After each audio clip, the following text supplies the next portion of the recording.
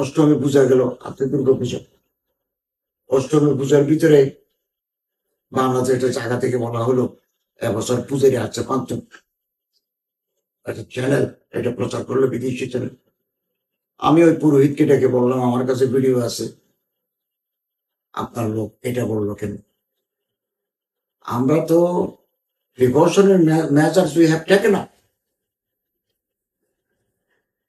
এবং যাতে অত্যন্ত শান্তিপূর্ণ পরিবেশে ধর্মীয় আবেশে প্রত্যেকে তার ধর্মীয় আচার পালন করতে পারে, আমরা তো ব্যবস্থা নিয়েছি।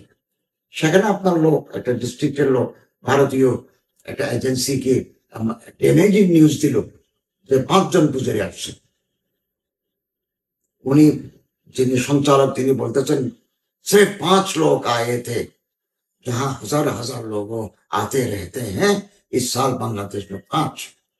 একথা বোঝাতে চাচ্ছে যে হিন্দু, বৌদ্ধ, খ্রিস্টানরা দেশে ধর্ম পালন করতে পারছে।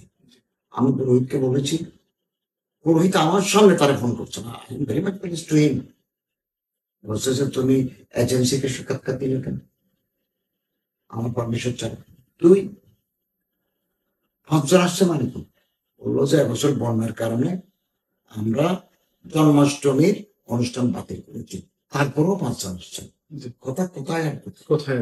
এটা হচ্ছে একটা miss propaganda throughout the world. বর্তমান সরকারকে অস্থিতিশীল করার একটা পায়তারা ঘটে, একটা এটা ফলাও করে প্রচার হচ্ছে। তো সামনে আছে দুর্গাপূজা।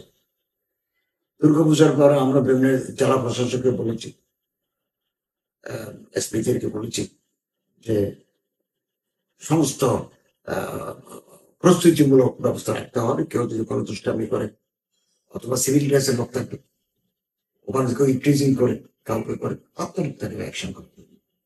এবং আমরা এই দেশে হিন্দু, বৌদ্ধ, খ্রিস্টান সবাই দেশের নাগরিক, তারা তাদের অধিকার পাবেন, তারা তাদের ধর্ম অনুশীলন, ধর্ম প্রচার, উপাসনালয় সংরক্ষণ করা সাংবিধানিক অধিকার রয়েছে না।